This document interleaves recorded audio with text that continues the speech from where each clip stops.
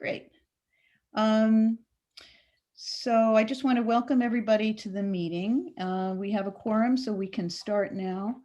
And this meeting is being held by Zoom video conference in accordance with the temporary suspension and enhancement of open meeting law requirements by Governor Baker.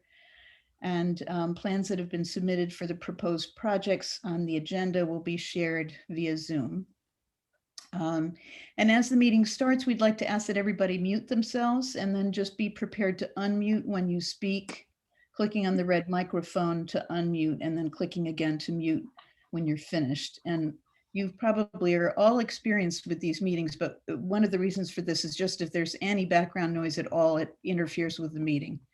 And if we interrupt each other, it's very hard to understand what people are saying. So we're just trying to make it easier for everybody to understand. And then you may request to participate by either raising your hand on the video or using the raise hand icon on Zoom. Lydia and I will be running the meeting. And well, I don't know, is that true or is it Gordon and I who are running the meeting? I guess it's really Gordon and I, is that right? We're in a transition. We're in a transition. The three of us are here. The three of us are running the meeting.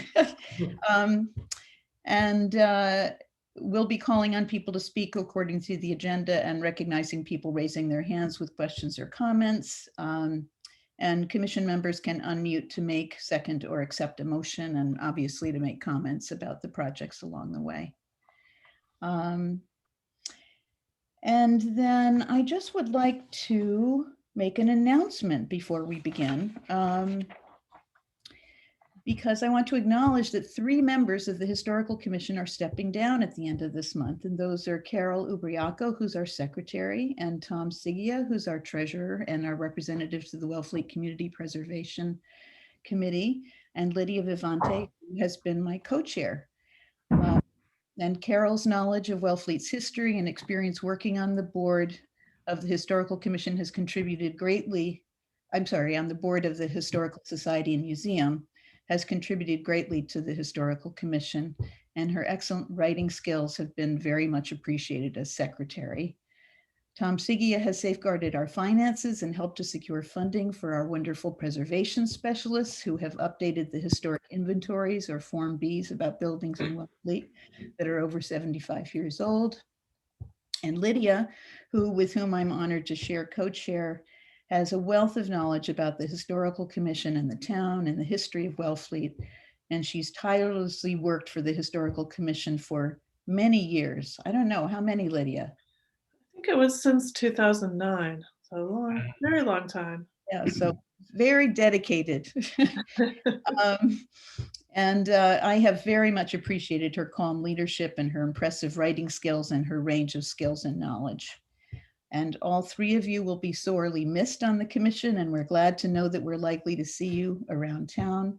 Each one of you serves in a number of capacities in Wellfleet, variously on boards and committees and commissions and soup kitchens, and we know that you will continue to do so. We've been fortunate to work with you on the commission, and the town of Wellfleet benefits greatly from your generous service to the town. So thank you so much. Thank you very much for your kind words, Meryl. And we know that the commission is in good hands, in your good hands. Thank you. And all the other members. I feel so. And all the other members, I should say. Yes. Yeah. Yeah, Meryl, thank you. Thank you. Okay, so we're ready to start with the agenda. And the first item is, we believe 15 Bank Street, but maybe, or 10 Bank Street. I don't know. Richard, will you please tell us your address? It's 15 Bank Street, and that's how I submitted it. I don't know where the 10 came from. Yes, I checked in with, I think Dari, who's the secretary at the building department, made a mistake, and she said that it was 15. Right. Yes. So yeah, that's the mistake. But you are listed in the agenda as 15, so we're glad you're listed correctly. Right. Right. Okay. Here is your permit. Yes. Here is a beautiful rendering. Yeah, gorgeous drawing. Just a beautiful drawing. And specifically, you're required to add a door because of egress requirements related to safety. Correct. Life safety issues. And Right. as I understand it, you've taken what is an existing window and proposed to put a door in the same location, Correct. in essence, borrowing the details from the existing window and extending them downward to create a door that is paneled very appropriately. Yes, I have the door. By the way, it's a mahogany door and it has the 5 panels. And it shows that it's not glass, the whole thing is wood. It's not, there's no glass in the door at all. This is not glass here and here. No, that's wood. It's all panel. And this. That's a transom light that I'm building presently that mimics the one on the front door. It's the same height, the same dimensions and everything. What a lovely submission. Great. Yeah, the drawings are so beautifully made. Who did the drawings? Can we ask? Yes, my son did the drawings. Wow. Oh, wonderfully. So I'll talented. hire him. They're beautiful. Well, I move that this be approved as submitted. I'll I- second it. Meryl says aye. Lydia, Carol. aye. Go ahead, Liddy. Lydia, I. Carol, hi. Jim, Gordon, aye. oh, sorry. Tom, aye. Luke, aye. Gordon, I, if you didn't get me. Great. Thank you. Thank you. Okay. Oh, just to be sure, is Carol taking notes today or is, I'm taking notes. okay, great. I just wanted to confirm. Thank you, Carol. Okay, thank you very much, Richard. And the next item is 99 Holbrook Avenue, Paul and Patricia McDavitt. Paul, I see your name. Thank you for unmuting. Yes, yes, I'm here, thanks. Hey, Paul. I can't see me, but maybe I can get my email. There we go. Oh, good. Glad to see you. Yeah, I'm not sure about that, but All right, we're all getting used to this process. yeah, it'll be over. You can kind of see what's going on. Essentially, in a nutshell, I'm trying to, there was a small deck that was very dilapidated that I'd like to replace, and the front currently is more of a brick patio that's very beaten up, along with the door that you were just pointing at, that barely opens. So I'm looking to replace basically that door and the 2 windows next to it with the same style. They're just very old, very limited function. So I'm replacing with as, close as I can get to those 2 windows. Nope, the other 2. These two here. Those 2 there, yeah. They're And 6/1. Yeah. It's a 1-step to the new porch is the idea. Trevor is the architect behind this. So hopefully it all falls in for you. Paul, who is the manufacturer of the windows? Those are Anderson windows. Okay. And these 2 existing windows remain as is? We're still sorting it out. If we change it, it would mimic the 2 next to it so that it would look more similar. Yeah. From And an these appeal 2 standpoint. is that an old kitchen back in there, maybe? No, well, when we bought it, we recently purchased the house about a year or so ago. And it appeared that back section was sort of like an apartment or something of that nature. Yeah.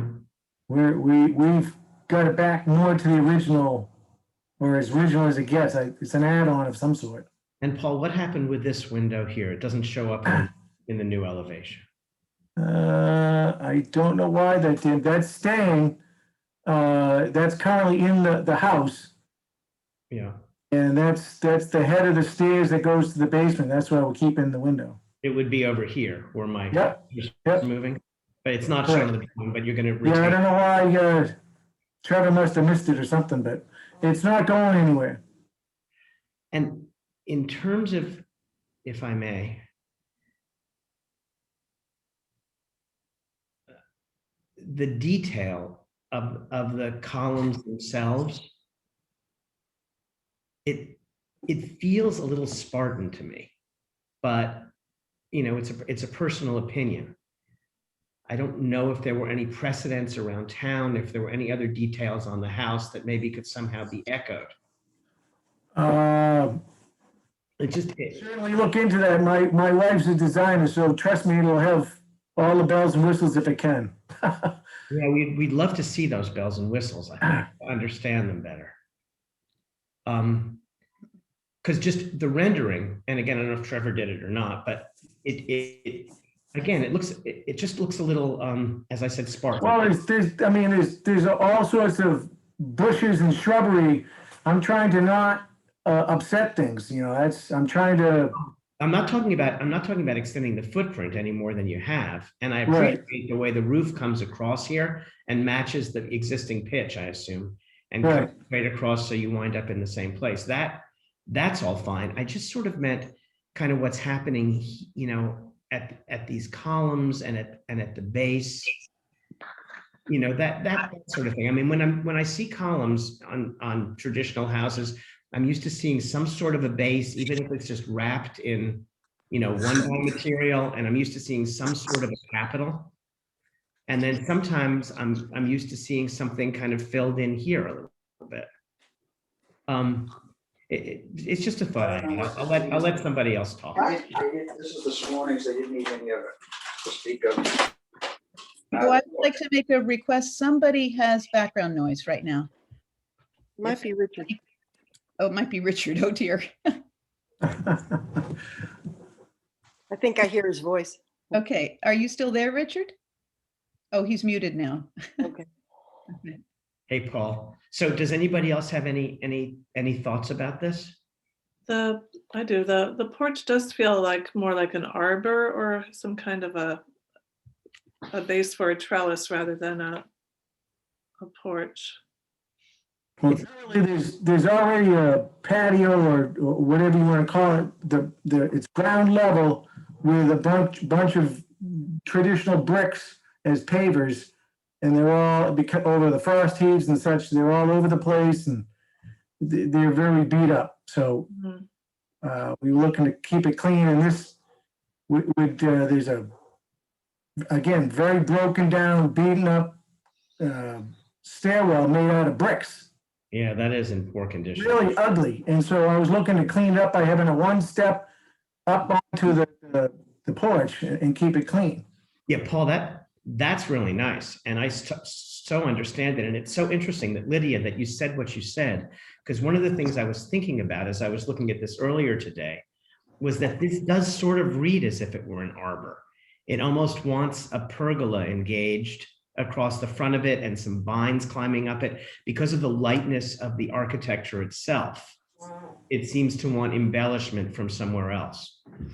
Well, it looks naked without all the surroundings to it, but it's not as open as you think it is. There's two big bushes here that hide it quite well. I agree with Gordon about the idea of having something on the top and the bottom of each of these pillars to have it look, because now it looks modern. And this is a historic house. And so it would be nice to have pillars on the porch that are more appropriate to a historic house. And there are lots of examples of farmers' porches around town that you could look at to get ideas. And then the other thing is it would be good to have the window that in there so that we aren't accepting a design that's not what you're going to be doing. Exactly. I totally agree. I think the columns are just too plain for the historic aspect of the house, and something needs to happen there. Even if they had kind of diagonals, or that would look almost like a Y shape, that might break up that line some. I mean, on the top end anyway. Yeah. There are a lot of examples around town as Carol, did you just say that? Or? Yes, I did. Yeah. And I mean, I could talk to Trevor, Paul, or you could talk to Trevor and just see if maybe he could pump it up a little bit to give us some detail. Usually when you're doing a traditional column like this, you might wrap the base in something as simple as a 1x that's 9 inches high and then wrap the capital in the same one but is half as high, maybe only 4.5 inches. And Okay, that kind of give you a top and a bottom, as opposed to, as Merrill said, something that looks more contemporary than the rest of the house. And it may be the rendering. It may be that there are plans to do more, but without seeing what those plans are, it's hard for us to just say, okay. Certainly the idea of a covered porch across here, as opposed to what's there now, could be very lovely. I think it would be good. And I really appreciate the fact that the roof comes to this point and that the pitch on this roof is going to match the pitch on this roof.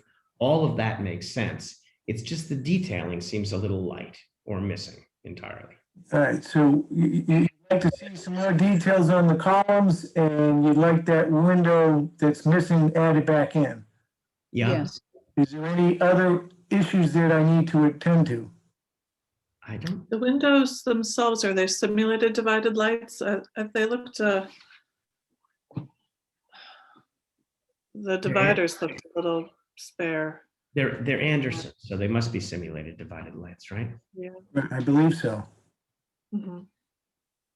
Well, it probably depends on what line of Anderson. Luke, you're especially versed in that. Do you know which is which? Or Gordon, maybe you know as an architect which is which. I don't think, Luke, does Anderson make true divided lights? I don't think so. The most common would be a simulated divided light in the A series or the 400 series. And I'm sure that's one of those would probably be what's spec'd out by Trevor, I would imagine. Yeah, Trevor could just give us a cut. Yeah, I think I agree with what you're saying about the detail on the columns having a little more carpentry work and maybe anchored with a base or something.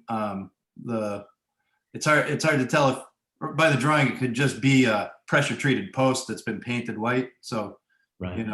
if you just wrap the post with trim and do like a base detail, it would give it quite a bit of character. But I think the house, as it's shown, has pretty minimal trim detail as it is. There's no flying rakes. It's just double roof trim members, and Yeah. there's nothing too crazy. So to make the porch overwhelming with carpentry detail might kind of go against what the rest of the house has going on for it.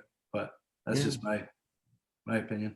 No, I agree with you, Luke. I think that it Yeah, is. I mean, I don't want to interrupt, but the whole house, if I walked you through it, it's very simple. They don't get into very high detail. Yeah, no, it's simple and it's lovely in its simplicity. And I also like the massing of this house. I've always been very fond of it, aside from the fact that it's across the street from my house. I've always been fond of it. It's just that, as Luke said, when I looked at the posts, I thought that my thought was that could be pressure treated wood painted white. And I just think it needs to look a little bit more like finished carpentry, but not so pumped up that it overwhelms the house or is not Right. sympathetic with the simple details of the house. I mean, just the massing of these dormers and everything, it's really quite a lovely house. Yeah. I'm very fond of it. Yes. It's getting there.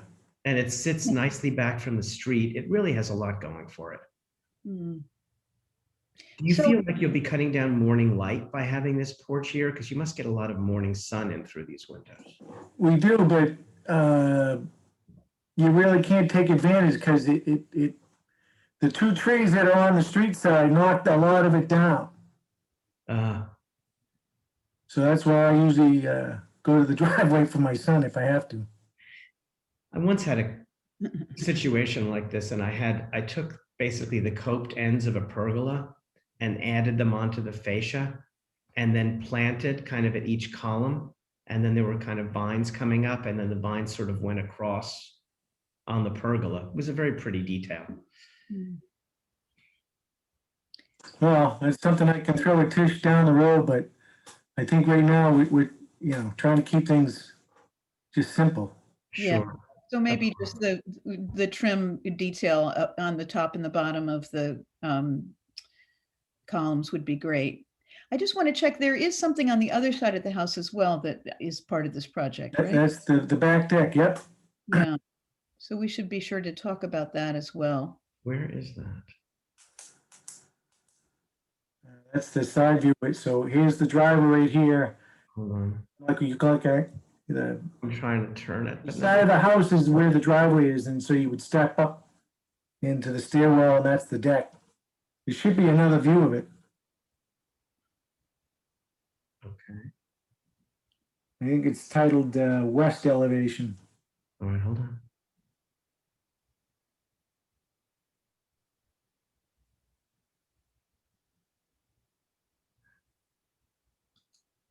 Maybe that's, no? Well, this is the deck. This is the deck back here. Yeah, Yeah, those look. And there's the framing plan for it. Yep. Did you submit it and I didn't download it? Is it possible? Let me just see what else I have on my desktop here. I think I got them stored as PDFs if you want me to electronically. I have a, Maybe it was part of the permit with the hold on. 99. Sorry, guys, just give me a second. 99 Holbrook drawings. Oh, wait, permit.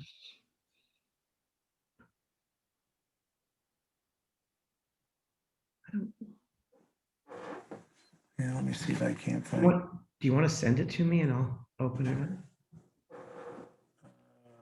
Might take me a little bit of time. I'm not the quickest. I'm not the quickest either. Don't worry about it. well, maybe, yeah, maybe we could try having it sent and maybe just begin to talk about what we have. Yeah. We're just missing the west elevation, which is the view from here. Yeah, which would be useful. I can forward this. I see, well, at least I think it's the right. Is it right? Can you forward it to me and I'll, There's 7 attachments. I don't know if, Paul, what is the, do you know what the name of the PDF is? The one with the drawing of Oh, the, I would have said back deck or something like that. okay. 6? I think this is, yeah. Oh, wait, 1, 2, 3, 'Cause Trevor did the structural drawings for that. 5, 6. I only have 6. There must be something missing, Lydia. I must have 1, missed it. 2, 3, 4, 5, 6, 7. Yeah, there's 7. Let me just see if this one has it. I think it does. So I think it's, I just sent you forwarded you the email, Gordon. And it's the one that ends in 4481. Let's see. I don't have it yet. Okay. Oh, wait. There we go. It ends in, 4481. So the very last one. Of course it is. ah. Great, sorry I missed that. Let me get to, Or if you do you want me to, I'm trying to find, search for 99 Holbrook in the Gmail. You just went by one of the decks. That looks like it. Oops. Oops, upside down. There we go. here we go. This is what we're looking for. Yeah, and you can see it's just cable fencing or rails rather, and a gray Trex decking with white posts, the slide over posts that they. Yeah.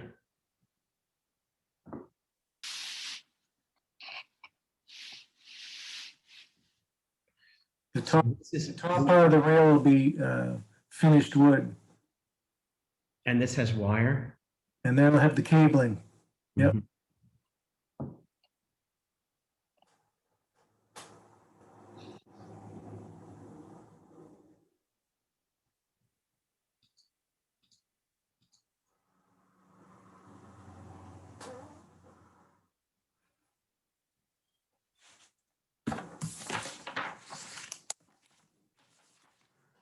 Mhm. Well, it's not at all visible from the street, I believe, right? This deck. Nope, you can't really see it. And I'm not a huge fan of the cable, but that's just me. Yeah, I think it's okay. If we're in the front, I wouldn't approve it, but it is the rear of the building. Mhm. The fact that it's somewhat transparent with its cable is maybe helpful because the view from the back of this house, the back of Matches all the other decks that are on the back. I mean, Karen Rush's house, Aaron and those guys, and then the one next over them, they all look the same. yeah, that has it too. That's And what I'm just trying to blend in, that's all. Mac Datch also has, The Morning Glory has it too. Morning Glory has it too. That whole row across the street from my house has it. Mhm. I'm okay with it. I'm more concerned about the porch at the front. Uh-huh, yeah. So would you have Paul come back with drawings for the columns for next time, or just stipulate now that what they should be, or? I would rather see drawings of some more detail at the front porch And also the window put back in. and the window put back in. Yeah, And also, Oh, yeah, it's just on the drawing, that's all. and more information about the windows that are going to be used to replace the two front windows. yes. So would you like to make a motion to that effect, Gordon? Yes, I move that Paul return with more information about how the columns might be detailed at the front porch, the nature of the new windows that are used to replace the two front-facing windows, and that the drawing accurately represents the full window configuration at the front facade. Right. Do we want to add that we would prefer that they be A series or 400 series since Anderson has already been selected? I don't know enough about that to make that addition. Yeah, I'm just looking at on what Luke is saying about those two series generally being used on historic houses, but Well, I think if there's if it's going to be a true divided light, that's gone over pretty well in the past with us, and I think that most people would steer away from a applied grill. They're almost a thing of the past, but it would be nice to know. And I'm sure the roof on the porch is going to match the other roofs, but it looks like a low pitch, so it would be a candidate possibly for a rubber roof, but I'm sure he's not intending to do that. It would be- I'm not intending, nope, it's gonna be shingle just like the rest of it. But maybe it needs 2-ply underlayment or something like that because of its low pitch, and then it'll be okay. I don't know what the pitch Typically, is. It just dawned on me that if we're going over the specifics of what the construction's going to entail, I would just Yeah. inquire about the roof. It don't, in that picture, it doesn't even look like a rubber roof, but to me, it looks like a roof that could go either way. So, obviously it would kind of stick out like a sore thumb if it was a rubber. Mhm. shingle would be better, yeah. We're asking for information about the roofing. Yeah, I was just gonna use traditional asphalt shingles, try to color it up as best I can to the other, but You might want to keep in mind that there's only 3 or 4 available right now. I don't know when you're going to start the oh, that's project. another whole problem because of supplier stuff that I'm hearing all sorts of 2 months to 6 months. Yeah, so it's almost impossible to match an older roof. They've discontinued some, and then there's a lot that just aren't available, aren't being produced right now. So I don't know when you're going to break ground with it, but it might be something worth keeping in mind if you're trying to match and blend it into what you have. Okay, Okay, so, okay, so we have a motion on the floor. And we're also approving the deck. Is that part of this motion? The Yes. rear deck? Yeah, I move that the rear deck be approved. Is that all one vote? Yeah. If we can manage that. Yeah. So Carol, do you want to read it as stands? Okay. So much discussion.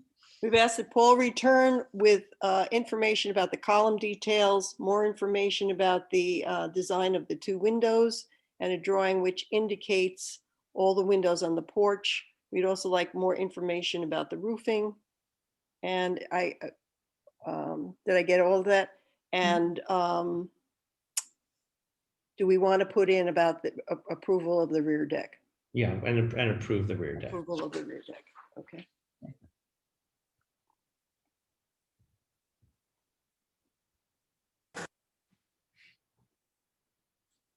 So I'd like to second the motion. Okay. Merrill votes aye. Carol votes aye. Lydia, I. Jim, I. Tom, I. Okay.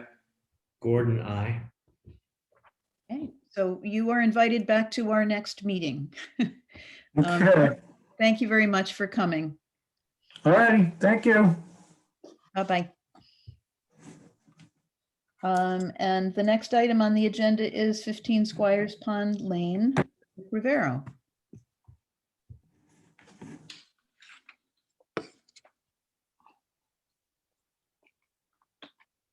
I'll start with my typical introduction. Good evening, honorable chairs, member of the commission, and usually staff, but not in this particular case tonight. The first thing I'd like to do this evening is give a great thanks to Gordon for his time, insight, and guidance on our site visit on Sunday morning, May 16th, as was suggested and set up at the last commission meeting, which I believe was on May 5th. What I'd like to do is to do a very, very brief presentation, an overview, and then turn things over to Gordon for the detail. Perhaps you could scroll through the latest submission, Gordon, if you could. Yeah, it was in several emails, so it's gonna take me a minute. Well, Yeah, those 4 were just in that last email, Gordon, that was submitted for this meeting. That would have been a separate email. And I believe that was submitted to the commission. just tell me when I get to it. Rick. Nope, This no, isn't not.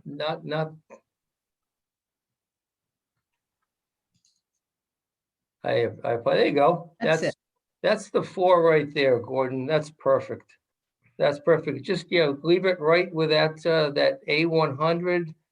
Because that I think best designates what our findings were. Anyway, I like to, less is going to be better tonight, I think, considering, our last meeting. I'd like to do a brief presentation overview and then, quite honestly, turn it over to Gordon because he was very insightful for his detail.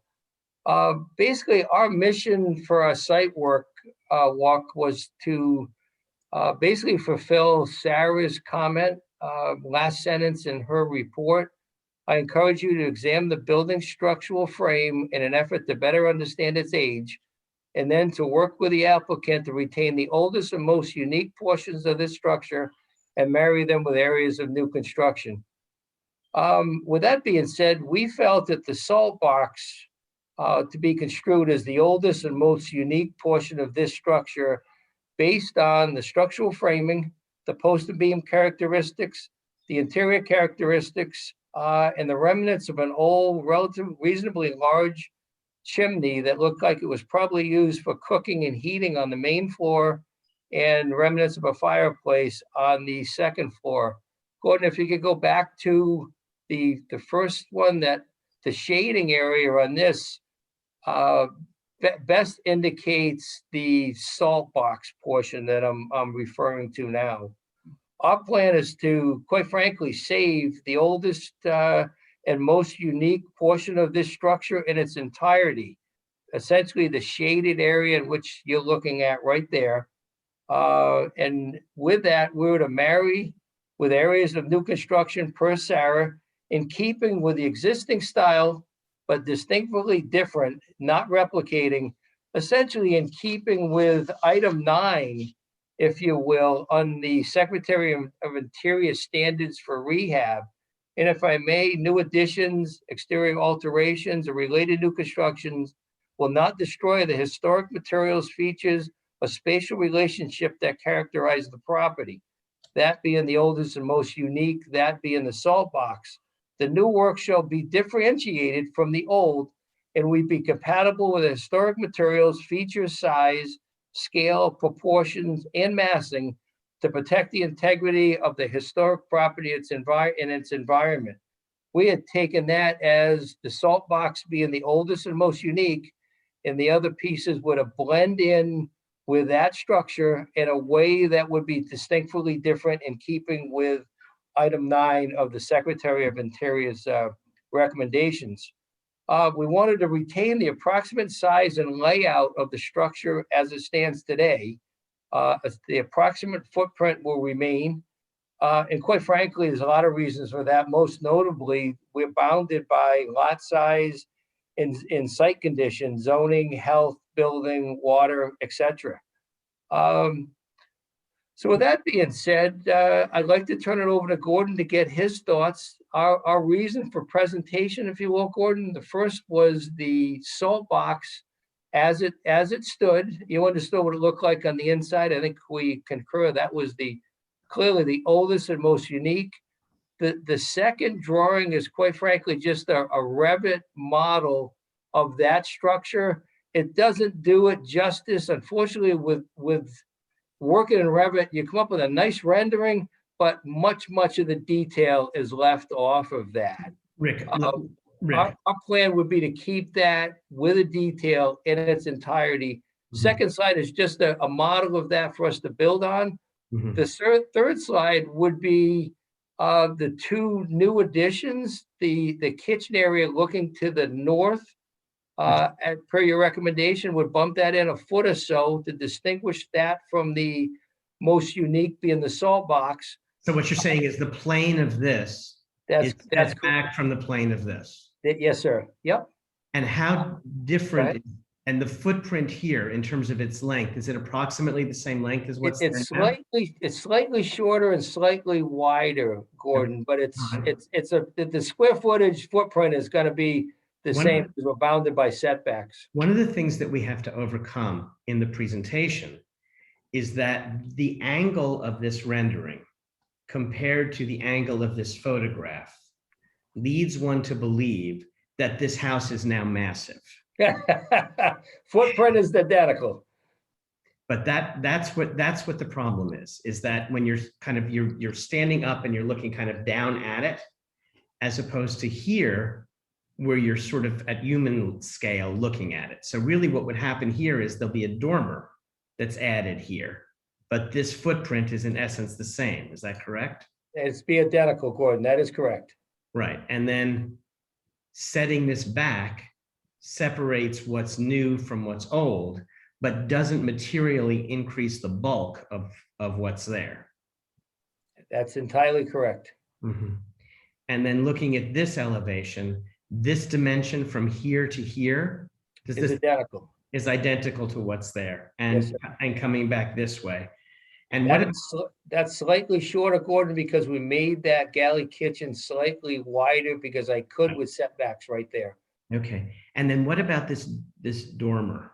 This is entirely new, the dormer here? That's correct. And part of the reason for that is to differentiate that from what would appear to be a replication of the existing, and in keeping with item 9 and keeping with the Well, and plus you need the headroom.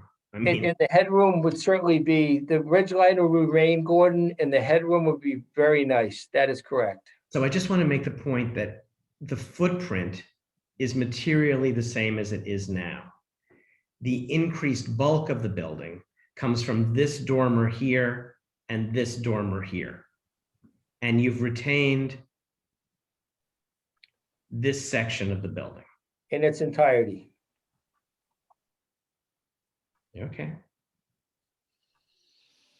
Perhaps, Gordon, you could share with the commission or mimic what our findings were. You were wonderful, had some wonderful ideas, talked a lot about being in keeping, but making it distinctly different.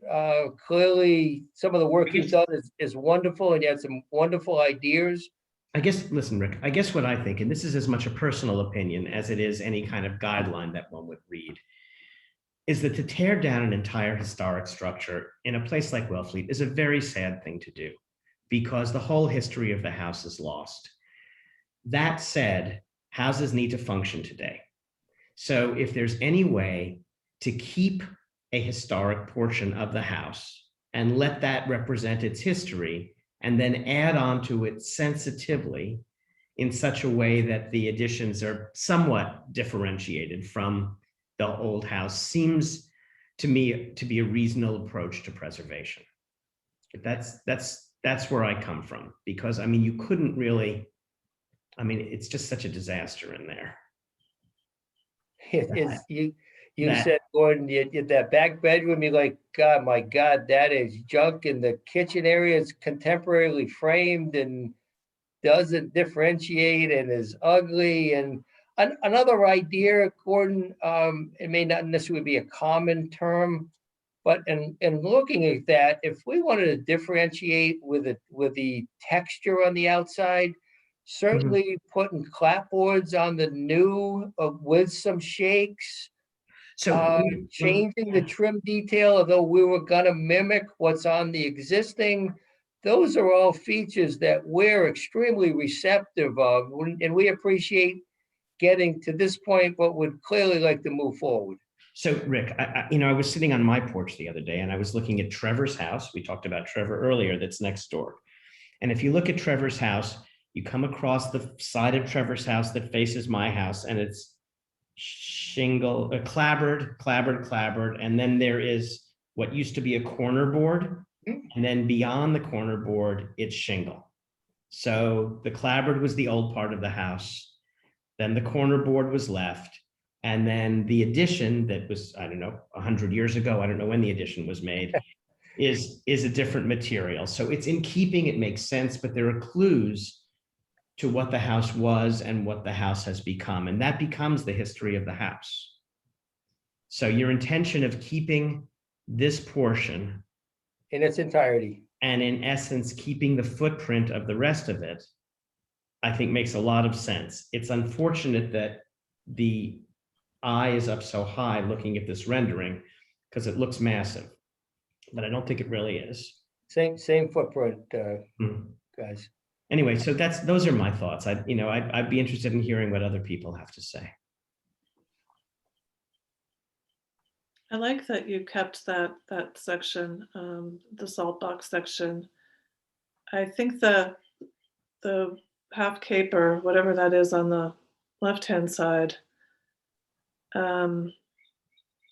maybe I would have kept that part too, but I understand why you're not doing it, and I think the dormer fits in.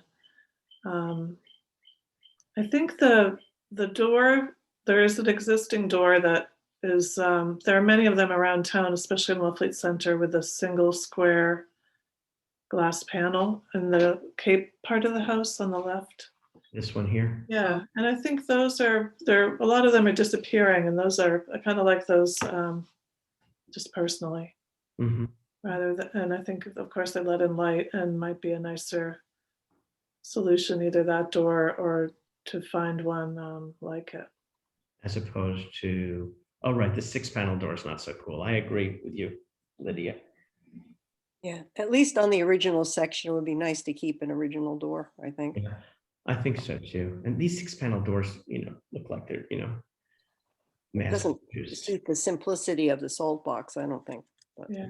Yeah, agree. And I'm curious about on the other side, on the Methodist church side of the house, there's this, which looks like maybe what is that little bump out there? It's like an outdoor shower or? Yes, that's exactly. I thought that was a unique feature I saw over on the island with the roof gone.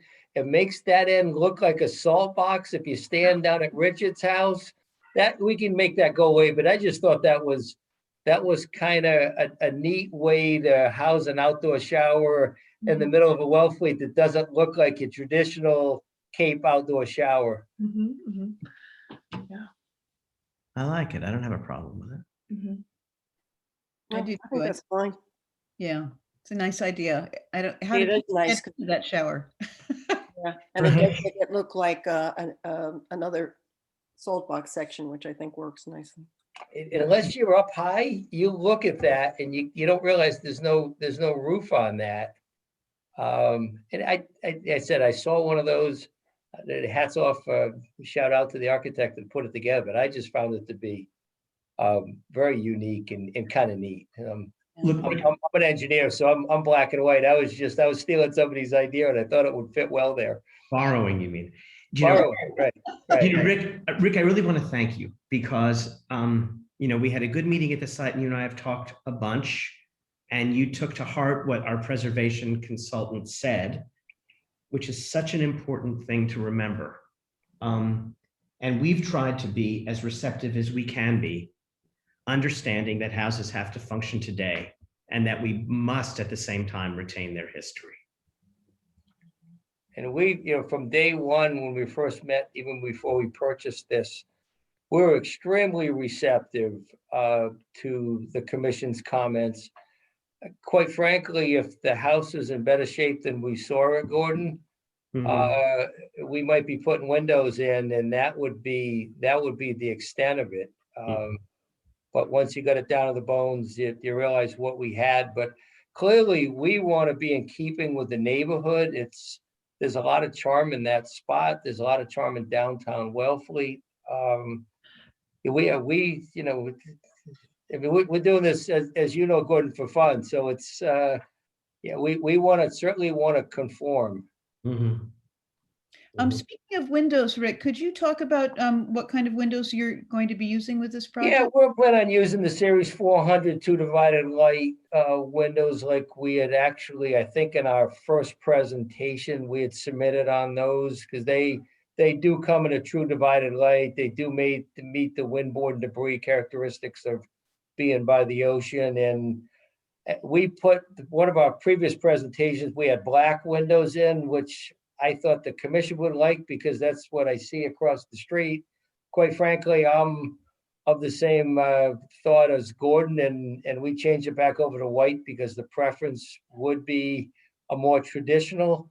We had shown these as 6/6 true divided light because we thought based on the stature in the monetary stature of this house that it was probably the smaller the light, the less the money.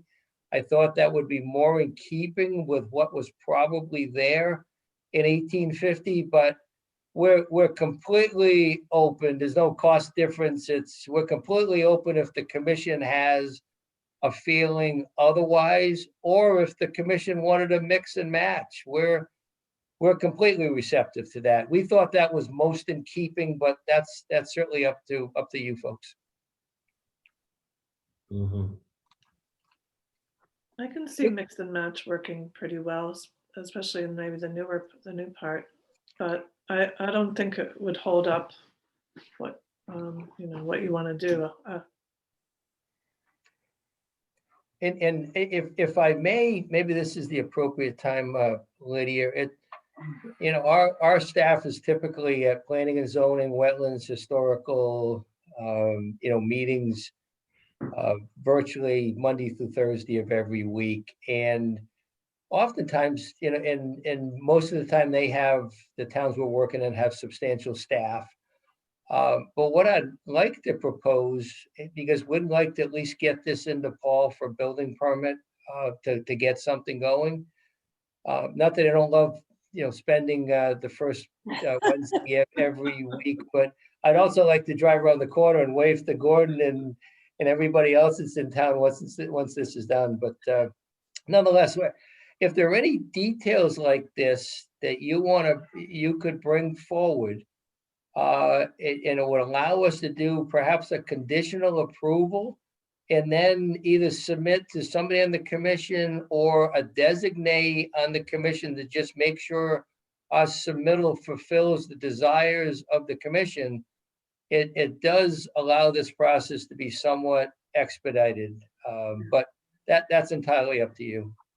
Yeah, I don't want to complicate things too much, but I feel, if Gordon or Luke wanted to be that person, that's up to them. But I don't, I'm okay. And Yeah. again, it could be whatever the conditions were, Lydia, of the entire commission. And all they'd be doing is making sure that what we were doing was fulfilling what the commission's desires are without necessarily, necessitating being back in front of the commission for several months, Mhm. unless there was a deviation. Luke, do you want to take a look at windows as they move forward? We had submitted on those, Gordon, one of the prior emails. I can resubmit, but it was a series 400 2 divided lake. I think Luke's very familiar with that. He and I had chatted about that in the past, but I was If- talking about whether or not we're going to take this as a cue for the old part of the house, with a 2/1 light cut pattern. that's awful rich for that house, Gordon, but you're much more that's more in your lane than it is in Rick's lane, but we're completely receptive to whatever the desires of the commission are. And as Luke will tell you, you want to get the window package launched because it may be 12 weeks before we get a manufacturer confirmation. Don't try to put in a Sub-Zero refrigerator because they have 8-month lead year. time. Yeah, It's a mess. It's a mess. it is. Mess. Luke will we have- attest to that. We have clients renting refrigerators, moving into their apartments in here. I believe it. Oh, my God, So can anybody remind me of the year of this house, the original house? 1850. 1850 for the last Form B. I'm just looking at a Form B. I'm just looking at this. The December 2020 Form B was, I believe, 1850. The newest one. The prior Form B had circa, here's the submittal on the series 400 from the last time. My folder's getting pretty thick, guys, and I haven't even submitted yet. What do you think, Gordon, about that window? Do you think that this is appropriate? Is it original?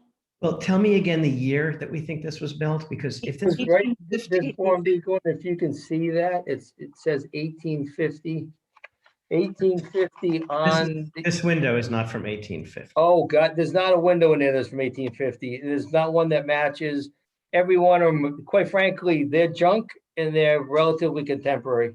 But this window could be referring to or actually from maybe, I don't know, 1890 to 1920. What's No. your preference, Rick? Do you have the drawings have a 6/6, is that right?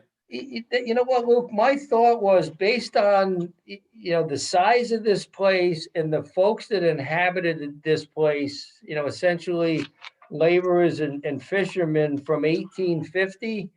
Mhm. Again, I'm not a historic architect. Gordon's much closer. I'm a black and white graduate degree engineer, but doing some research, it seemed like a 6/6 pattern.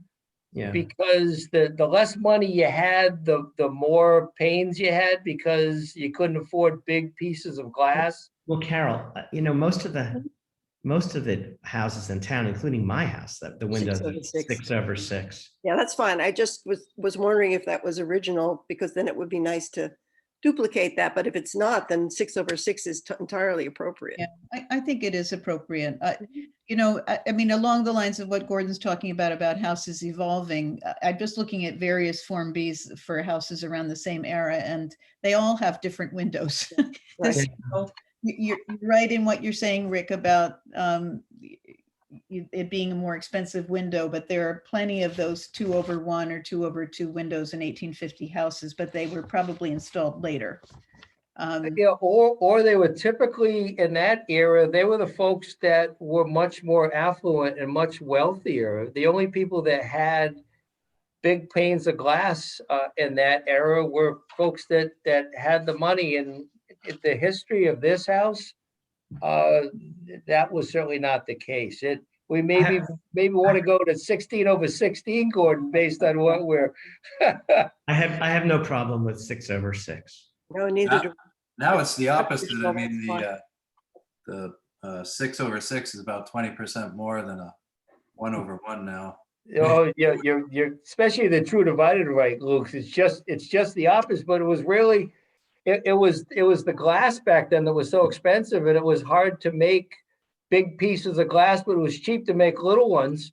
And labor was nothing, so you did all your wood muttons and, you know, Luke, can I ask you a feed them in question? and- Can I ask you a question? It's not really an offline question, but it's a question that I don't know the answer to. People keep referring to true divided lights. Now, my understanding is that true divided lights today, the mutton bars are much thicker than they used to be because they're holding two pieces of glass because of insulated glass. So we sometimes have simulated divided lights where there's basically a grill, but it's within the two panes of glass and it goes through. This actually, Gordon, has both. It has what they call a grill between the glass because it is in fact a thermal pane. Mhm. Then it has an applied molding to Right, the glazing, both on the inside and the outside. right. So So that's if- so if you- that's not true divided light. That's simulated divided light with glue-on grills and a spacer bar. And that actually is fine because of the spacer bar, you don't see through the glass the way you do with a plastic snap-on grill. And also the width of the mutton bar is narrow and more closely mimics that which would have been used to divide up a single pane of glass. You are correct. In all honesty, Anderson is pretty creative. Mhm. If you can see that in the highlighted section, Mhm. they actually call it a full divided light. Not a simulated, because the simulated only has grills on the outside and inside. But And no then spacer. the versions are grill between the glass, which are just between the thermal panes. And they had a simulated divided light that's just the applied moldings. In their full divided light, as they call it, are all three: applied grills between the glass so it looks solid, Gordon. And that's actually, I did submit on that. That's on page 19 of the. Okay, of the but submittal. just to be clear, there are not individual pieces. There's not 6 individual pieces of glass. There's one piece of glass into which is inserted these spacer bars and then grills are glued onto the front and back of the piece of glass. That's, yes, sir. Yeah. That's what the A series and the 400 series have. That is correct. Yes, sir. Yeah, that's the kind of the common go-to, and it makes it so you don't see from one pane Right. of glass through to the next. And Because the mutton bars come in, there's a couple options with the different widths and some of that they offer and some of the lines. And I'm not exactly sure without looking at the catalog in front of me, but I know I've been through it in the past. But they're thin, Luke. They're not like the ones that we used to see when we were trying to divide an insulated piece of glass where the mutton bars got to be 1 1/8 inch thick. Well, Luke, you're absolutely right, guys. You could do a 3/4, a 7/8, an 1 1/8, or a 2 1/4. So we So like, it seems like we might be ready for a motion. Am I right? I think so. Who would You like want to me- make the motion? Do we want a commitment on the windows? Is that what we're doing or we have done? That is the question. I think that if you can commit to using the Anderson so-called true divided light windows with the 7/8 inch mutton bar, 6/6, I think we would probably all be fine. Yes. True divided or simulated? Well, it's simulated divided, but I don't know what they're called. I don't understand the terminology anymore. It's the one that has the grills on the face of the glass on both sides and the spacer bar. Anderson actually called it, Gordon, a full divided light. Full divided light, okay, Well, if you can see that in my camera. that's all right. The Try full to- divided light, that's the one I mean. But with the narrowest mutton bar. So, I would just say there's- and these are the sizes, 7/8 is perfect. Okay, Lydia had something she wanted to say. I would say, go with what your initial design was, the 6/6 in the original part of the house, and there's some flexibility to differentiate it in the newer part of the house that might help in differentiating the new from the old. That's a good point. That is a good point. Right, you could do 2/2, for example. Okay. And we also wanted to go with Carol's suggestion, or whatever, with the suggestion that Lydia and Carol both referred to about using a historic door for the historic part of the house. And that could be the door that's over on the left that Gordon's pointing out right now, or That- something similar. I would prefer doing a historic door as we've kind of shown on that elevation or rendering there. Very much in keeping with virtually every other door that's on Main Street with the same detail above. That's the main entry into the house. That goes into the living area adjacent to the kitchen. The other door, because that one right now is about 26 inches. I think they cut the other door that actually goes into a bedroom even now. And I think they cut that in to get furniture in there. I guess this just looks like, I guess what Lydia's thinking, I don't want to presuppose, but I think is that just this looks like a stock Morgan M2063 panel door, you know? It doesn't really have any character. Maybe you could find a reclaimed door from somewhere. Maybe you could do something really creative there and kind of put something lovely in instead of just the stock colonial-ish door that is lightweight and the panels are always sort of soft looking. They're not so great. Is And that actually- I would love to, if we could do, once we get to a point, do a conditional approval with a general concept that the commission wants and I'd love to work with you, Gordon, on, I mean, we're a ways down the road, but it wouldn't preclude us from moving forward. I would love to work with you or Luca, quite frankly, anybody on the commission to find the appropriate door for the front of that house. Mhm. It's gonna be distinctly the salt box. That newest section is gonna be set back with a shadow line. So I think it's very important that we find the appropriate door for the historic section and something that's in keeping with an awful lot of the lovely doors as you go up and down Main Street in that same general area. Very receptive to that.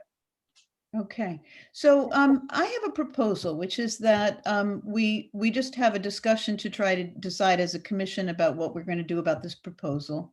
And that we ask Rick to maybe mute just for a moment so we can have that discussion and then we'll bring you back in. Is that okay, Rick? But please don't leave. Stay with us, okay? There- Oh, I was gonna, I just wanted to say real quick that at the Piping Plover, the marijuana emporium, they have a door with one of those, like this original one, and that I think is a recreation. It seems, It is. Roland had some old wood from one of his places down in New Bedford, and he used it and had it milled and created the door. It's possible to do it. yeah. And there might be other ones out there, like you were saying. So just a note that some people are recreating them or restoring them. This store looks like it belongs to one of the fancy Greek revivals on the street, but not to this more simple yeah. style. It It just, looks like a plainer version of the door that's on my house, actually. It's not. Yeah. And also those stock doors today. I mean, I can't stand those, the ones Yeah. that come out of those Ugly. catalogs. They're so thin. and So the- do you want to have a motion, and do we need to wait for Rick to come back for that motion?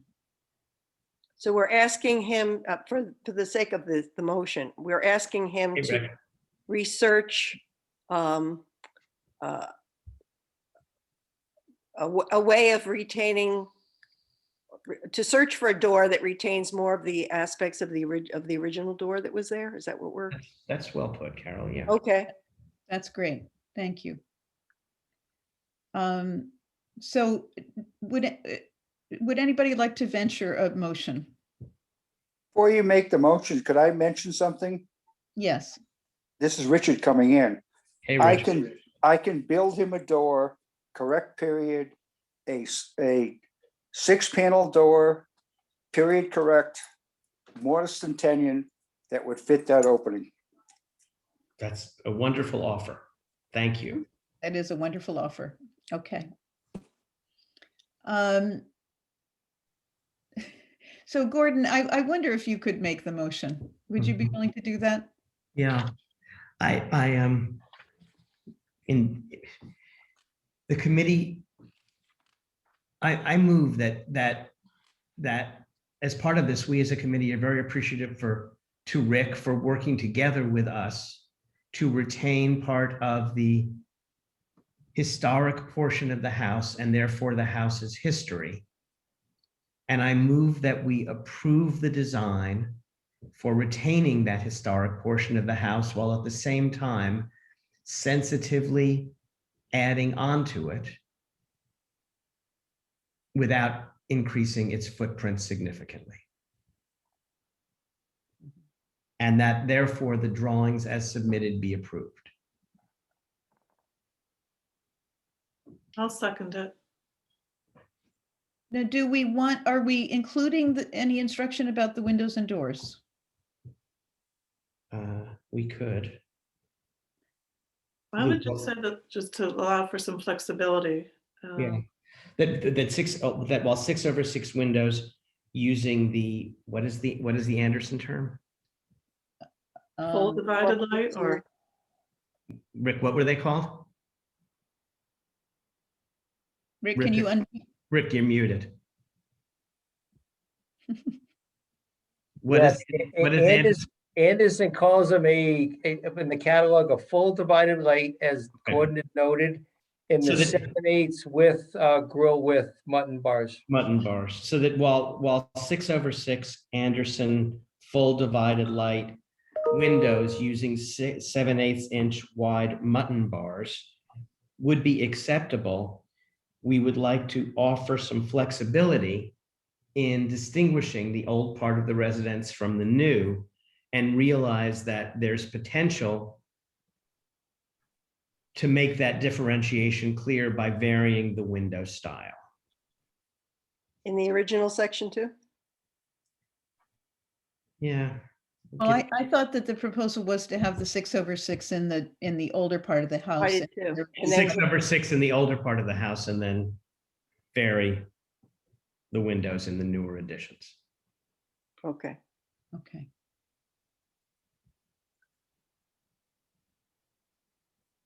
That was my most And- complicated and- motion. and Thank you very much. That's why I asked you to do it. And we're also saying that we would like an attempt to maintain, The put in- door, a reproduction of an original door. which Richard has offered to Uh-huh. contribute to the project. Thank you, Richard. Okay. And Lydia, are you still okay with seconding that motion? yeah, I feel comfortable. The door that I think would be nice to retain, the door style is, I don't know how many panels it has, but it's in that picture there, Richard. Yeah, It looks like it has 3 cross panels and a and window, a single light. yeah. They're it's a- very common, and especially in a modest house like this. it's- Yeah. Yeah, and the single light in that door is beveled glass, but that's not period correct. No, Period correct would be just not beveled glass in that door. just And plain. I can build that. Yeah. You're super. That's a nice neighbor. Okay. So I, What think what bring was the your two- thoughts, guys, on a transom or not, Lydia? Most of the houses on Main Street had small transoms. Either way is good with us. The simpler ones didn't really have transoms, right? Just the Greek revival ones might. I don't think for that kind of door that there would be one. I don't Yeah. think so. Maybe in another part of the house, you could certainly do that. No, I'm not necessarily advocating for it. I just, that's wonderful that, I'd love to work with Richard on doing that as well. That's great. And the crown is too much over here also. Mhm. yeah, it should be more simple. Yeah, Just really simple. yeah. Okay, I think we can bring this to a vote. Okay. So we have a motion and it's been seconded and I would like to vote aye. Merrill, aye. Gordon, I. Lydia, I. Carol, I. Tom, I. Luke, I. I think that's everybody. Is Jim there? I didn't think I heard. him. Yes. think Yes. I- Yeah. Okay, sorry. Yeah. Just want to make Thank sure I got you the whole very vote. much, Rick, for being willing to work with us on this and for working so carefully with Gordon about the design. We really appreciate you retaining the historic portion of the house. Thank But- you, Rick and Gordon, very much.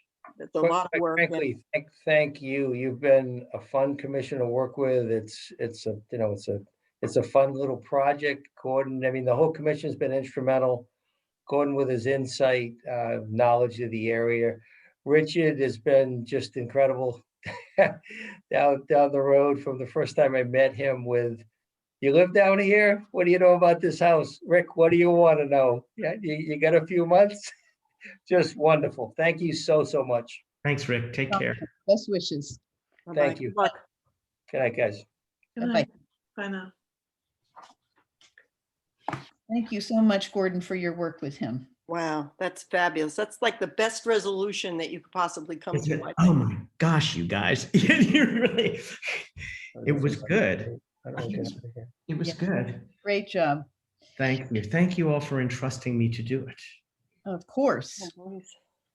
So let's see, the next item is 20 Briar Lane. I, once again, have not heard anything from Maya Beckbaum or Thorbaum about this house. And frankly, this is the first month that I did not write them a letter. I've been writing them a letter every month, but since they never respond and they never communicate, I have stopped. But it's very disappointing and I don't know what's happening. There have been rumors about it being sold, but I haven't seen any evidence of that happening. So there's a part of me that's very worried that it's going to go ahead and be demolished at the end of the 18-month demolition delay.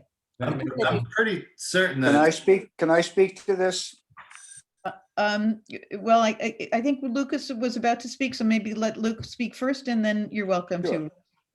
oh, well, that's fine. I just, I don't think I'm stepping out of line by saying I'm 99.9% sure it's been sold. I mean, I've heard some, you know, town chit chat is town chit chat, but this is pretty much as close to straight out of the seller's mouth as I could possibly get. And I'm quite sure that it's I don't know where that puts the demolition delay, but yeah, it's definitely changing hands.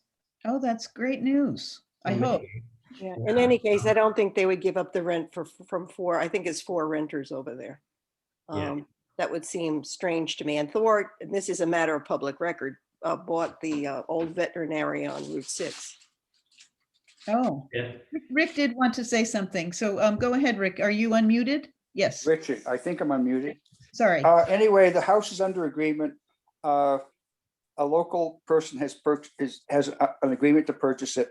Thor and the purchaser are going to split the septic install and it's not going to be torn down. Oh, Wow, thank that's you. great news. Thank you very And much. that's pretty much what Luke was telling you too. And we've heard it from the horse's mouth a couple of times now. Really? Yeah. Both horses or just the seller horse? Well, I've heard it from the buyer and the seller. How's that? That's good. That's good. That's good. You're an excellent As long resource. as they agree. Yeah. That's terrific. Happy ending. Excellent. Oh, that's wonderful news. It would have been nice if they had let us know directly, but what do you do? Okay. So let's see, the next item is to talk about the co-chair, secretary, and treasurer positions. And we are very fortunate that Gordon has agreed to co-chair with me. And Jim has agreed to take on the secretary position and also to take on interacting with the Community Preservation Committee. And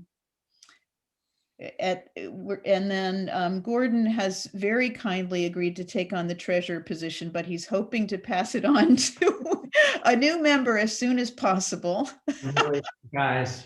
In the meantime, he's going to do a lot of relaxing neck rolls. Right, exactly. And my skill set is more about architecture, but I can talk about being a treasurer. Now you have an excellent skill set.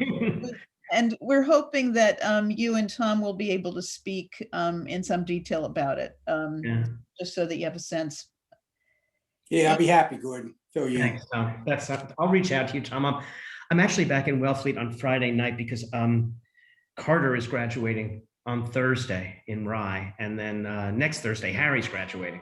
So I have a Okay. back and forth. Congratulations. Thank you. Carter graduating is huge. If I may just speak personally, This is our child who we adopted, who is transgender, who has had innumerable suicide attempts, spent a year in Boston Children's Hospital, did Gordon, all I just kinds of. want to remind you, this is being taped. That's okay. Okay. And and he has every day, he has worked harder and harder and harder, and he is okay. And he's graduating from high school. Oh, great. What a So blessing. Congratulations. Wonderful. I am That's very, wonderful. very proud. Thank It's you. all thanks to your support too, I'm sure. Well, Yeah. Ed too. Yeah, yeah, both of you. But I'm really just like, Yeah, It's a big deal, Yes. for sure. yeah, it's really big. And let's see, I for now, I guess I'm taking over the Form B communications. And so I'd love to talk with you about that too, Tom. So all kinds of discussions still to happen over the next month. Hopefully we can totally let you all free by the end of the month when your terms are up on the 30th. I want to mention one thing real quick, Meryl. That is the town doesn't require that boards and committees have a treasurer. So that's one of the few positions that you don't have to have. Oh, huh. At least that's with the advisory boards. It might be different with the regulatory ones, but I think if you check with the town clerk on that, it may be that Gordon or Jim, maybe Jim as the community preservation person could at least deal with the monies that come out of the community preservation applications and current balance. But that's just a suggestion. That's basically all the money we have, isn't it, coming from? Yeah, there might be a small line item under in the town's, I guess, the operating budget, but it would be quite small. I think a while back, when Maria Burks was chair or co-chair, that she had applied for some money to the for a secretary, for a committee secretary. Mm. But there was no one that was able to do that job. So that's some money that's there. And then there's like the community preservation money as well. It's two separate buckets, yes. That's right. And quite honestly, Jim and I talked about the CPC already. And that's well controlled by the secretary and the team there. You always know where you stand, what we budgeted and what we've spent, et cetera. By the secretary of the CPC? you mean? Yeah, Oh, yeah. She Roger. keeps track of what she's paid, et cetera. Uh-huh. Okay. Now, the town, the other budget, Gordon, I go back to my files, I'll tell you what it is, but that has, I haven't seen paperwork on that in months. Mm. And we know the budget has been a very confusing Yeah. situation for the Yeah. town. So you and I should talk, and then I'll find out what has to be done to kind of keep it in order until Yeah. we find someone who can take over the position. Yeah, okay. and we can, If you need someone to work with the Historical Society, even though I'm not on the commission anymore, I would certainly be glad to do that on an informal basis. oh, Oh, thank you. That's great to hear. it really is. That would be very helpful. Yeah, we would love to stay in touch with you, Carol. Please do. I'd be very glad to hear from you. Okay, any other comments or questions about the transition process? Sounds like no. Then the next item is member outreach. I have to commend Jim McAuliffe on this. He has been incredible. He has found us a lovely, very experienced person who hopefully will be meeting with the select board soon. Right now, she's slated to meet with them in mid-July, and I wrote to Rebecca and asked if she could please be on the agenda in the end of June so that she could start in July, and we'll see what happens with that. Great. And he's just emailed me today that he has another possible person who might apply. So he's really doing his work. Wow, Jim, that's fabulous. Yeah. Excellent. Thank you. I've been terrible at this. Done many good things. Exceedingly well. So we'll see how it goes, but yeah, we're so grateful to you for doing so much work on this. Absolutely. Yeah. And let's see, the other thing I should say is I plan to meet with the select board on June 22nd, just to update them about our situation, that we have 3 members leaving and that we'll have people coming in, and to talk with them a little bit about our work. It's just supposed to be a 5-minute thing. They've got a lot going on, but I just want to be sure that we're on their radar screen and that they know what we're doing, and that they hopefully aren't referring our recruits elsewhere like they did the last time with Oh my Jim. God, really? Yes, when Jim came before them, Helen tried to convince him to be on other committees and not this one. Oh, my Lord. Yes, so that's why I'm meeting with them, to just make it clear. When they were interviewing me for this position, Helen didn't even want me to say anything. She was just like, fine, do it. Because it was really kind of like, Helen, we know each other. What are you doing? I think it was because she knew that you were a perfect person for the position, but Must have been it. yeah. So, To work a bit of town. what, Carol? I said, what a way to work a town. You send somebody up and they try to talk you out of it. Yes. Only Wellfleet, only Wellfleet. I don't care, I'm being recorded. Do we have any idea how much longer we can expect to do the meetings by Zoom, or can we meet in person at some point? We haven't heard anything, but I think it's a great question, Luke, because things are beginning to open up. And so I keep expecting that. I guess we need to wait for the governor to make the change, because he made the change originally. And there are a lot of changes happening. So I wouldn't be surprised if we'll be meeting in person at least by September, but maybe sooner. I would think they're going to wait till after the town meeting because they wouldn't want to change what they've set up there. Oh, that makes sense. Yeah. Yeah. If we continue to meet on a Wednesday, I'm going to have to adjust my work schedule for that week to be in Wellfleet for that day. So it would be good for you to have some notice. Yeah, we'll figure it. Yeah. And it may be that we'll need to have a Zoom option, because I think that's what's going to happen at a lot of workplaces as well. That has been happening at different meetings that I've been to, that you have the option of Zoom as well as being there in person. There's something about architecture and looking at a drawing and being able to stand there and point to it, and point face to face and collaborate in person, that just no matter how hard I've tried to work this Zoom thing over the last year, it's just more effective if at least some of the time it's in person. Mm-hmm. You can read people's reactions. You can see, the drawing is there and everybody's talking about it and collaborating. Mm-hmm. And it's one of those things. I mean, there are many things that I do as an architect that are fine remote and that are fine on Zoom, but discussing a design is sometimes better done face to face. Yeah, that makes sense. So hopefully, we'll cross our fingers. Yeah. Let's see. Oh, so then the next item is community preservation historic plan workshops and Form B updates. And there are a few items under this. One is that we have recently received from our preservation specialist 34 new Form Bs that need to be edited. And so we have been fortunate to have some of the past people from the commission be willing to help with editing, but I'm wondering if any of the current commissioners would be interested in or open to doing some editing of these forms. They're actually fascinating because they're all the details about the historic houses in town. I would be happy to do so. Oh, thank you, Jim. That's great. Luke and Gordon, any excitement about editing Form Bs? I have no time. I really appreciate you thinking about including me, and I don't have any available moments to do that. Okay. Yeah, and thanks for stepping up, Gordon, with your other commitment. I got your email, of course, Marilyn. We went back and forth and talked about that a little bit, but I'd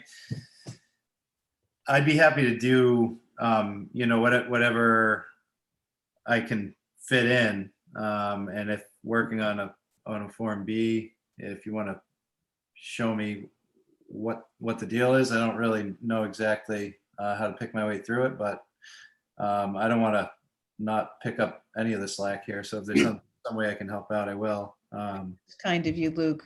No. I think you are so helpful in the meetings with your knowledge as a contractor. And why don't we wait and just, see if there are things that come up as with your expertise that we can continue to make use of. But we really appreciate having you here at these meetings with your expertise. All right. Well, thanks for the flexibility. I've been so busy.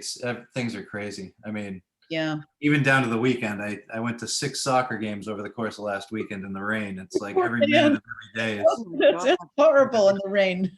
Yeah. awful. Yeah. Okay. Well, we'll let you off the hook. I'm sorry, Meryl. I'm really drowning with the Historical Society right now. We're trying to open a new exhibit, do development. I've been working on the brochures. It's just been crazy. And it's really the reason I'm stepping down, along with my husband's health issues. Yeah, I understand. Carol, you should reach out to Ed again, by the way. Pardon me? Reach out to Ed again about the Historical Society. You Oh, might- because we did you try. might- You might be able to loop him in. I have not been successful, but you might, or someone there. Okay. I'll try. I know they've tried, I think twice so far. Yeah, but I think you need to just keep. Keep going? Yeah. Okay, good. We've got the green flag, then we'll go for that. Just don't say you heard it from anybody. No. Okay, I won't rat you out, Gordon. Okay, so I will, Jim, I'll talk to you about splitting these up and I'll do my best to recruit some other people to help. Great, that sounds fine. Okay. And then the last is the email that I sent you all today. I don't know if everybody got it. I'm sorry that I didn't get it out sooner, but it's about the idea of exploring the option of having more specific design guidelines to use internally at this point. And this came out of both Jim and I going to several workshops with Chris Skelly at the Mass Historical Commission, and we both went to one on local historic districts and discovered that there are standards for all the local historic districts in the entire state of Massachusetts. And so Jim very generously agreed to research a little bit about what the historic design guidelines are at 3 towns on Cape Cod. And you can see on what Gordon has up here that they were Falmouth and Harwich and P-Town. It was fascinating. I just had a few moments to read through it today, but I so appreciate the effort that went into this. And it's so interesting to me. Yeah, me too. I mean, it really is, I've been before any number of historic commissions. I've served on the New York City Landmarks Preservation Commission, and some of it is so quirky. In Chappaqua, if you have a chimney, it can't be a 0 clearance fireplace with siding on the outside. It has to be masonry. There are just all these things that over the years have just almost vernacular that's evolved that people care about. Yeah. And, in general, what we've done is gone by the guidelines for from the Secretary of, the Secretary of Interior Standards for Rehabilitation. This would be a way to have a little bit more specific design guidelines. And we were thinking it could be helpful with a bunch of new people starting on the commission too, to just figure out some guidelines that we would all feel comfortable with. So we just wanted to get input from everybody, including those of you who are leaving, about the idea of maybe forming a sort of a study group to figure out what we might like to do with this, and if we want to make use of this idea and maybe create some kind of guidelines that we start using informally. These could also potentially be used later if we decide to go further with the idea of developing a historic district, but that would be far down the road. We don't believe there's enough public support at this point for that. So it would more be for our purposes to be consistent and specific about what we do. So can we legally do this? Is it okay for us to establish these standards that we just kind of make up?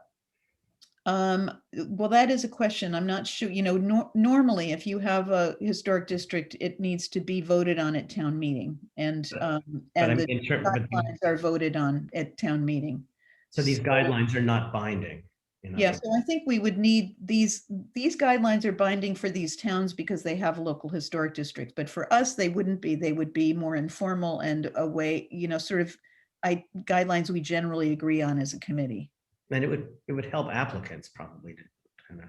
Absolutely. I think, and it also takes some pressure, I believe, would take pressure off the commission because you can point to something and say, well, this is the standard that we're using for everybody. As it is, we've been a little bit subjective. And I think, Luke, at one time you addressed that issue.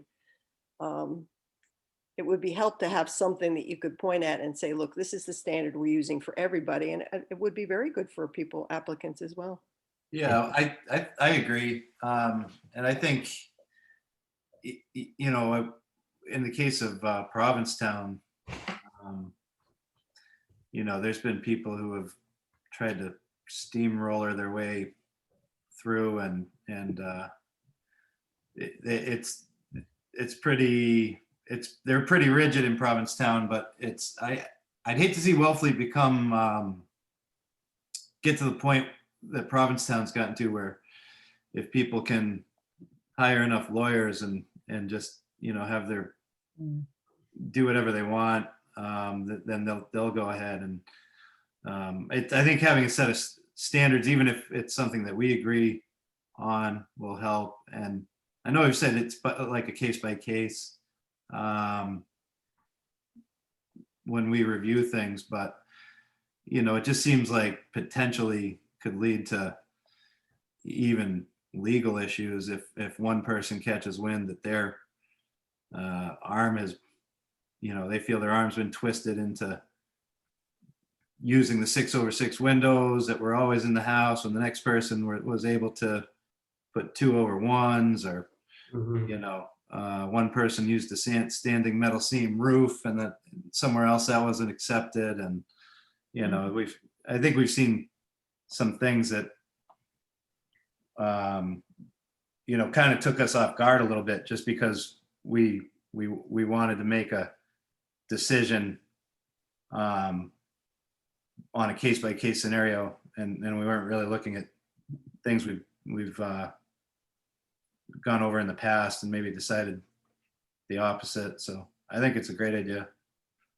Right. Great. Okay. And any other input about this? I like the side-by-side format that Jim put in this presentation. That's really helpful. And one good thing is the Zoom meetings allow you to watch some of the Historic District Committee meetings from other towns. So you can go to those websites and look up those meetings and see kind of how they're conducted and what kind of flexibility there seems to be, or how closely they follow the guidelines or the rules. Yeah. Be Some interesting. towns have like an administrative review. So if somebody submitted a permit application for for instance, in Provincetown, if somebody wanted to change their roofing or their siding from cedar to asphalt, or from cedar to cement board, or something like that, it would go to an administrative review, and it didn't necessarily bog down the meeting. It was I don't know if that would be like a hired position inside the town that takes care of that,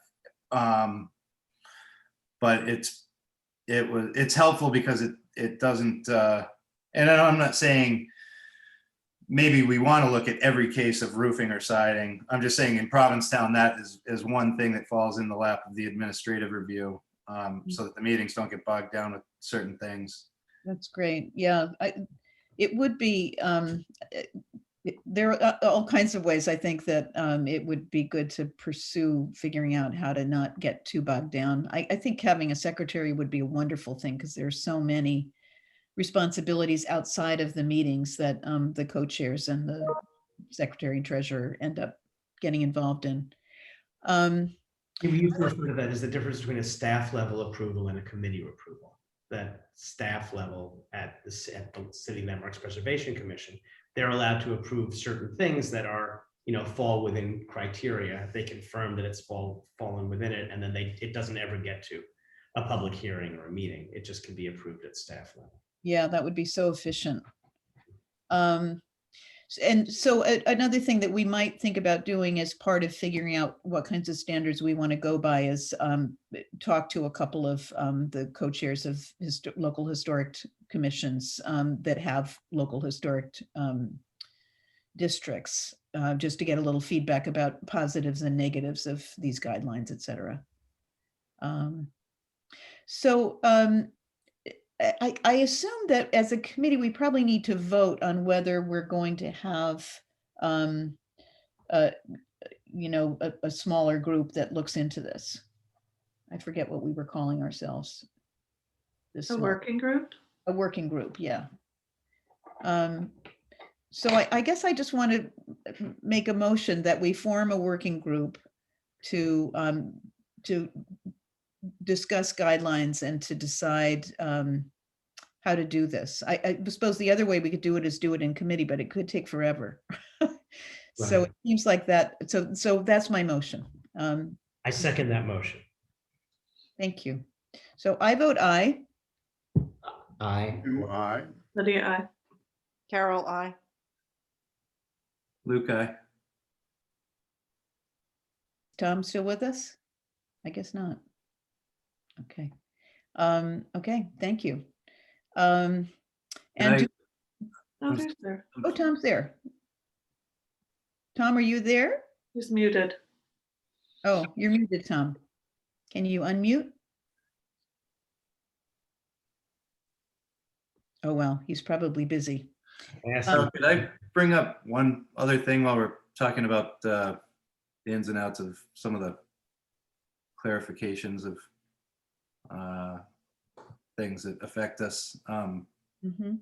I think that I know I brought it up before, but I still don't have a clear picture of how to enforce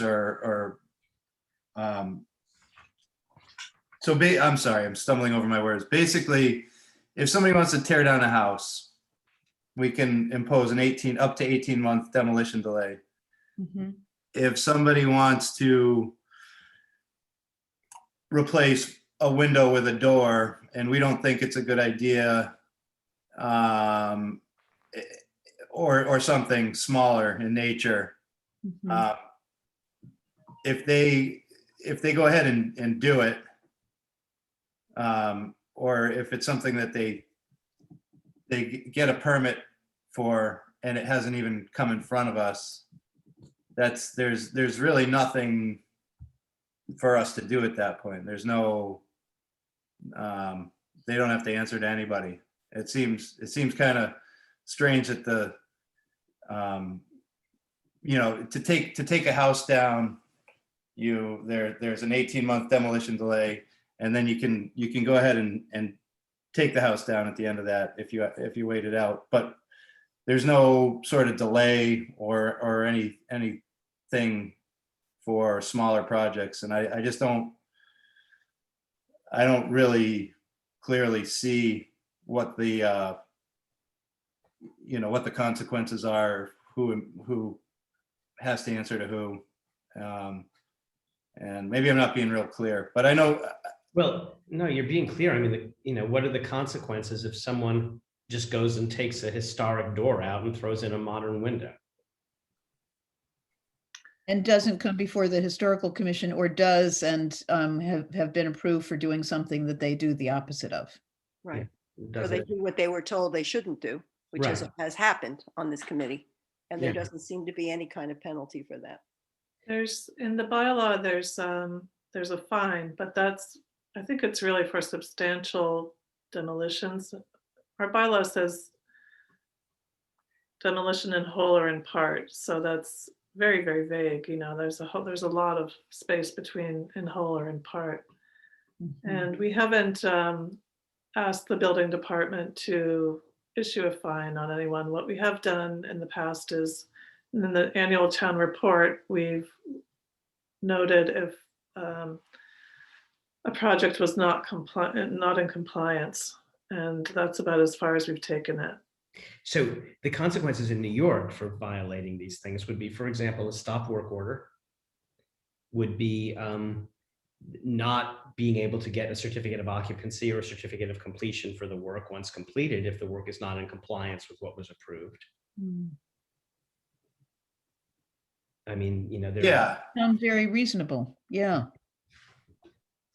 I've been aware of a few projects in Provincetown that have gone totally haywire, and you know, they've been fined. One house, they chased the trucks down apparently and took old beams out of them on their way off the Cape to God knows where, and that type of thing, to reincorporate.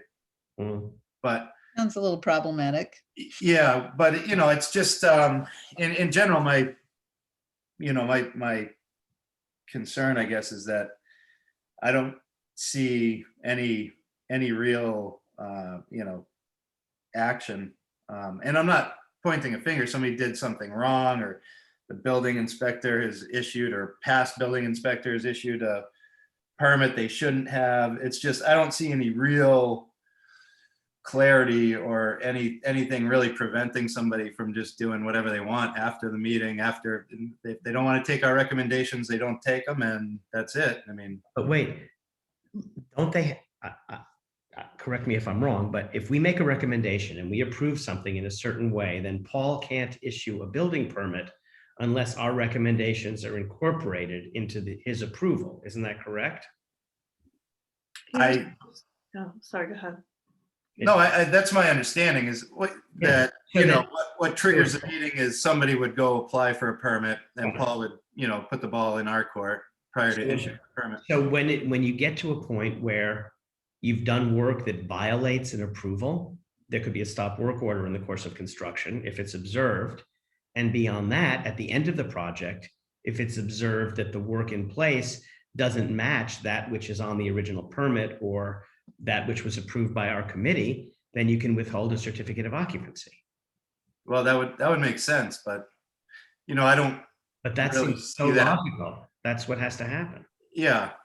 How We can need you get to it? be sure that the building inspector is going by those guidelines.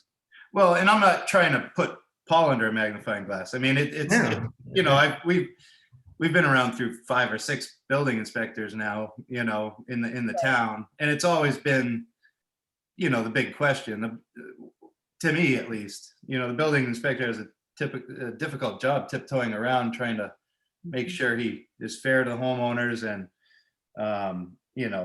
does the right thing. Luke, it's pretty straightforward to me that before final sign off for a certificate of occupancy, the building inspector has the responsibility to ensure that the work in place complies with what's on the permit, complies with codes, and complies with whatever approvals or jurisdictional approvals were issued. So if that means that if there's been a zoning variance issued, then he has to make sure that the work that's in place is compliant with the zoning variance. If we've had to issue approval, then he has to make sure that the work in place complies with what we approved. And if it doesn't, it has to be either corrected or they sit without a certificate of occupancy until such time as they try to refinance or whatever else happens.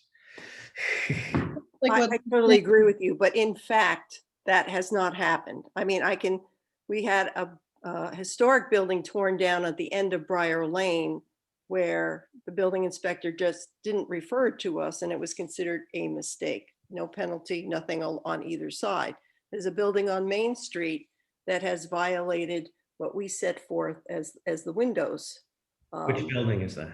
That's the one next to the Congregational Church. Mhm. Where we specifically did not want an additional window on this side addition because it interrupted the symmetry of the federal style building. It was brought to the attention of the building inspector at the time that the plywood was there, that they were putting in a window. And he said, well, I just won't give them a CO until they fix it. Well, there was no contact with them. The building was finished and he left. So That's that, is it pink now? It used to be VIP Real Estate, that building? yeah, the pink, yeah, the VIP. Yeah, it used to And, be. this has happened over and over in different places. Those are 2 that I can stay for. Much of it lands on the building inspector and his willingness to enforce things. So can we write a letter and have it in the file of the project in the building department if any of us observe something that is being off, so that that would be part of, I mean, I don't know what to do. I mean, it's It to was me, brought, yeah. the consequences are clear. It's about how you have them happen. It Well, was brought to the building inspector's attention several times by email and also at meetings, these meetings publicly. Right, And it was not enforced. because there is that funny window on the side of that building now that you mention. Yeah, and it doesn't fit the building, and he was not supposed to put it in, and they were told at plywood stage what was happening, and he just said, well, I'm not going to issue a CO unless they, well, he's long gone, and I'm sure that it has already been issued, so it's not going to happen. But it's Yes. very frustrating to go through all of this, bring it to people's attention, and it's not taken care of. And it really seems to be about whether or not the building inspector is going to enforce these things. There's no other enforcement. Should we meet with Paul? Want somebody, a couple of us go meet with Paul and talk about it? I talk to him on a regular basis. I mean, I have no problem, bringing stuff up to him. And I should say that this is not Paul.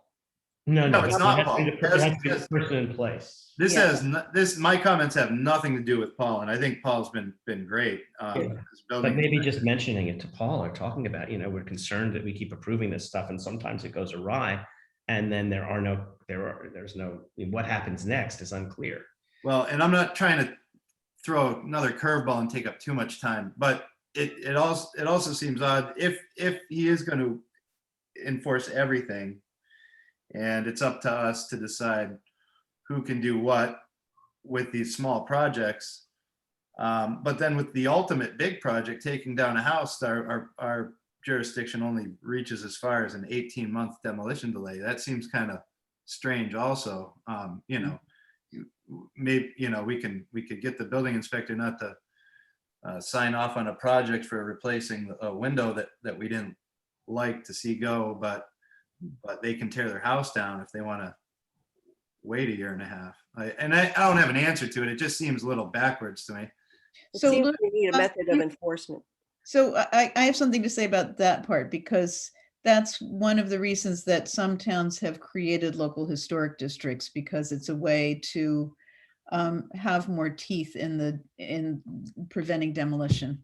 And it's a way to also have specific guidelines that the towns agreed on, so that would be, the NR, having the National Register Historic District protects us to a certain extent, but it's the Cape Cod Commission that deals with that, and it's only certain buildings. So this work about design guidelines could be working toward developing a local historic district, which would give us more protection. Well, that's kind of why I brought all this up after you mentioned that, because I think that is a great idea to have a better set of guidelines. And I hate to, as a builder, I hate to see things get so rigid that some of the products we like to use we're not able to. And so, it's walking a fine line, but I think having a set of standards will help everybody and help protect everybody and help avoid issues down the road. Yeah, the materials have come a long way too. I remember when I started, people were using those windows with snap-on grills that they were practically stapled together. Yeah. And, that was hard to see original Mhm. parts of buildings being replaced with things like that. Yeah. Wellfleet is not Edgartown or Chatham. It's maybe not even Falmouth or Provincetown, and that maybe part of Wellfleet's historic nature, one of the principal characteristics of Wellfleet's historic nature is a certain level of funkiness and creativity Mhm. and something somewhat offbeat. And I think that whatever guidelines come to pass, it's important that we recognize that there is a certain amount of personal expression that Wellfleet has welcomed in the past, Mhm.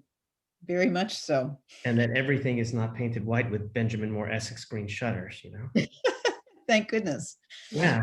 I think Chatham gets the It's all bad well rap, though. Chatham is a beautiful town with a lot of different kinds of buildings. and a lot of Chatham different- does get a bad rap. Edgartown, though, you got to give me Edgartown. Especially been since there in- historically, Wellfleet was not a white village. The buildings were colored. Right, exactly. So I mean, I think we have to be careful to allow that, I guess, funkiness, for lack of a better word, to also be preserved, because that is part of Wellfleet's history. Exactly. Yeah. So I should probably ask, of the four of us who are left, who would be open to being on this small working group? It seems like it would be all four of you, wouldn't it? I'm a little out of time. I know you're out of time. We could do something like, I would do better doing that than being the treasurer, though.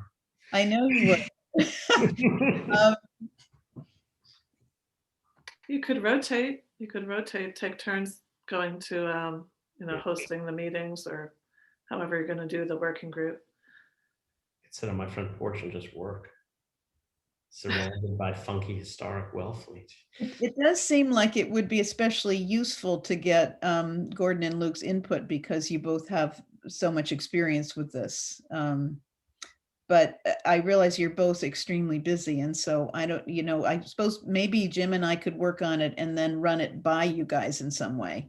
Well, I'd be interested in helping however I could, whatever the time it takes. I think it's something that's Yeah. important. And I'll help. I don't know how it would be structured time wise, or, what do we have to, in any case, I guess that can be figured out later, but I'm open to doing whatever. Maybe we can talk about like certain things. I could talk about dormers, and then we could talk about windows, and then we can talk Right. about, so we're not talking about, just like focus on certain things, maybe. Yeah, I was thinking we could use this great document that Jim's put together. And one of the things Jim astutely noticed was that everybody lifts from everybody else. So, the guidelines have repeats in other towns in Massachusetts. So we could just decide what we want to include of what we see in this document. I was And- noticing that dormers being set back from the sidewall by a certain amount. I mean, there's certain basic good principles in here that we can glean. Yeah, all right. So I have a proposal, which is that the four of us just go through this document, which I think everybody has now, and that you just circle or underline or highlight what you think should be included. Okay. Because I think that would probably streamline it, and then we could get together and just see what the overlap is. That's interesting. Sounds good. Yeah, we can come sit on my porch and do it. That'd be fun. Say hi to everybody as they go by, people who love us, people who hate us. Okay, so I will email everybody about this, but I look forward to working with you on it. And I need to leave. I don't know about anybody else. yeah, I imagine everybody else does too. And I think we can finish up. I will also be in touch with whomever about editing. And Jim and I guess are primarily doing editing at this point, and we'll work on developing a larger committee. You need to approve the minutes, Meryl? I don't think. Oh, yes. Did everybody read Carol's minutes? Thank you, Carol. I move to approve the minutes. Second. Meryl approves, Lydia approves. Jim, approved. Gordon, aye. Luke, Aye. Aye. Carol, aye. Tom, aye. Hold Tom, on. all right, there, we have a quorum of ayes. Thanks, everybody. Thanks for being so patient with me with I that. want to just say thank you to everyone. It's Thank been you. such a pleasure working with you. And I think especially Meryl, this is like a house that you're building. I Oh. think you're doing a great job. Oh, thank you. Well, it's been such a pleasure to work with you. We will miss you, but we know you have lots of other things you're doing for the town, so. It's been an honor to work with this group. It's a very hardworking group. Great and group. Takes a lot of heat. Well, thanks so much for all of your input, Carol. It's been terrific to work with you. Thank you. yeah, thanks. Tom, you too, whether or not you're there. All right. Well, have a great summer, everybody. All the best to you. I'm Thanks. sure I'll see all of you around. Bye. Bye-bye Great now. to see you all. Bye-bye. Bye-bye.